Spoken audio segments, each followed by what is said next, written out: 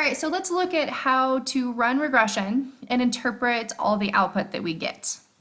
So this is the data set birth rates.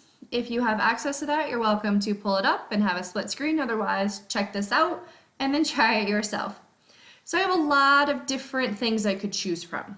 In this case, I'm going to pick births, and I'm going to try to predict the number of births by population. I could try to predict the literacy rate of females by the age of marriage. I could try to predict the education index by GDP. Doesn't matter. You get to choose your dependent and what you're going to try to predict that based off of. In this case, let's do birth rates. So we're going to go to data, data analysis. If you have not installed or enabled that, that's a different video. We're going to go down to regression. Click OK. In this case, I already have this in here, so let's do it again. So our y value is our dependent. This is what we are trying to predict. And then I'm going to put in population as my x value. That is my predictor. I highly recommend including labels, so make sure that's checked and include labels. Confidence level is 95, and then I want to click all of these guys right here. You can click the line fit plots, and I'll show you which one that is and why you don't need it. But you can click it anyway. Say OK. It opens up a new tab and gives us lots of information. So we know that before we can even bother looking over here, we need to see if we met assumptions. There's no point in checking this out until we meet assumptions. Assumption number 1. This should be a nice line at a 45-degree angle. It's not perfect. That's a bit of a problem. That's a bit of a problem. But overall, I may not be too concerned. Then I'm going to look here at my residual plot. You can see I have 2 outliers that are pulling everything over, and I have everything else spread out over here. This is a violation of homogeneity of variance or heteroscedasticity. Meaning I have a funnel happening. These are spread out and these are really close. That's a problem. This plot is the exact same thing, except it puts it into where the actual line is. So we talked about how the line turns and we make this 0 and how everything is spread around 0. This just keeps it in the actual units. So this is the predicted line, and how is everything spread around that predicted line? AKA, these are the exact same thing, and so I recommend just using this one. It's less to look at, especially when we get to multiple regression. So I have a problem here. I have violated the HOV violation, or the heteroscedasticity. This one I'm not too concerned with. So let's go over here. This is our residual turn. This is all of the errors and how far, what is the distance from the line that each of these dots is. And I need to see if this one is normally distributed. So I'm going to run descriptives. So data, data analysis, descriptive statistics.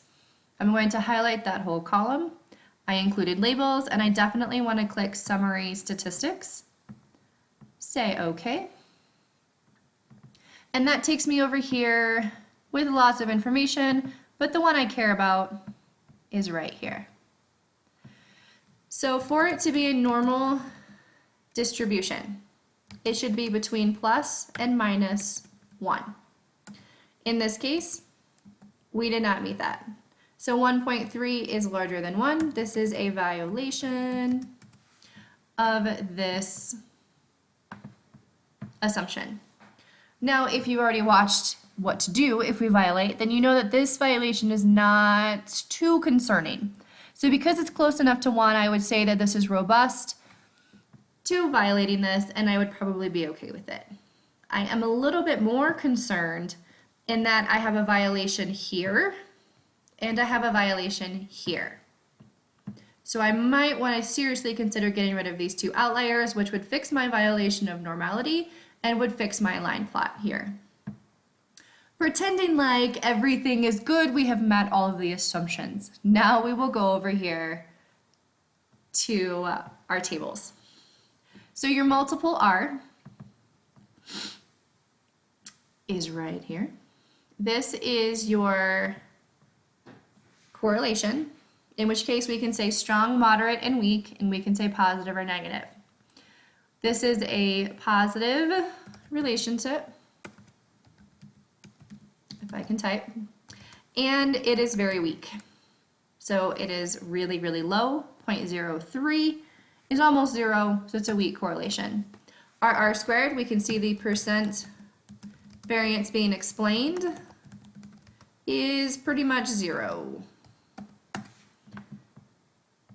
So this relationship between birth rate and population is very, very weak. Not good. I would also like to point out that this is how many you entered. So this is your sample size.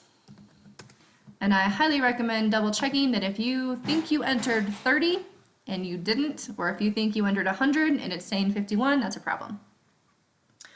All right, so we're going to now jump to this next table.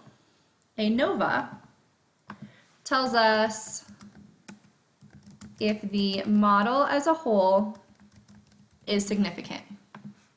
So ANOVA can test the difference between 2, 3, or more groups. And this is testing the difference between Y, beta 0, beta 1, beta 2, beta 3, beta 4 as we get into multiple regression. This conducts an F test and gives us a significant value with F. In this case, 0.08 is not significant because it is greater than 0.05. So it's larger than 0.05, that's a problem. We want it to be smaller than that, so this model is not significant. Looking at the really pretty much no correlation, I'm not shocked that we don't have a significant relationship. So as a whole, the model is not significant. That does not tell us if each individual part is significant. Then we have to go down here. So the intercept right here, this is your beta 0. And the population is our predictor. This is the information for beta 1. We have a couple of really important things to note here. The coefficients are vital. This is what we are going to use to write our line.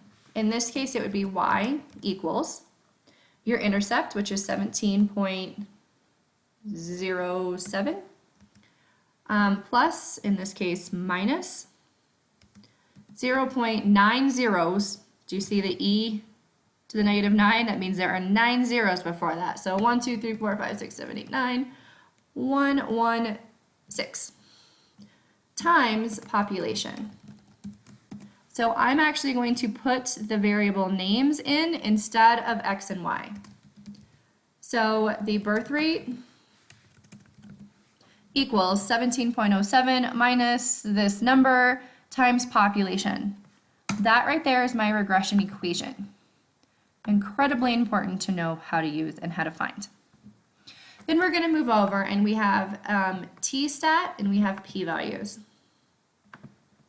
So the t statistic is testing the difference between beta 0 and 0. So is it significantly different than 0?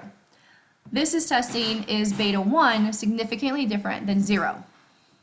So for beta 0, that means that the line goes through 0 or it doesn't go through 0, essentially. Is it significantly different than 0? This one, for beta 1, is saying, is the slope significantly different than 0? Or is it essentially a horizontal line and there is no relationship between the two? So t-values are kind of hard to interpret, so we like p-values because then we can compare up here, same, is it bigger than 0.05 or smaller? In this case, our slope is significant. We have 18 zeros before that 3. So we have a significant slope. But our predictor is not significant because 0.80 is not significant. So population does not significantly predict birth rate. That is all that you need to know for now. Once we get into multiple regression, we will have more things to consider, but that right there gets you all of the information. So what you want to do now is go back or open up your data set and try another one. So work through this whole idea. We start with the graphs. We look at the residual information. So we check all of our assumptions first and then practice going through and interpreting all of this information.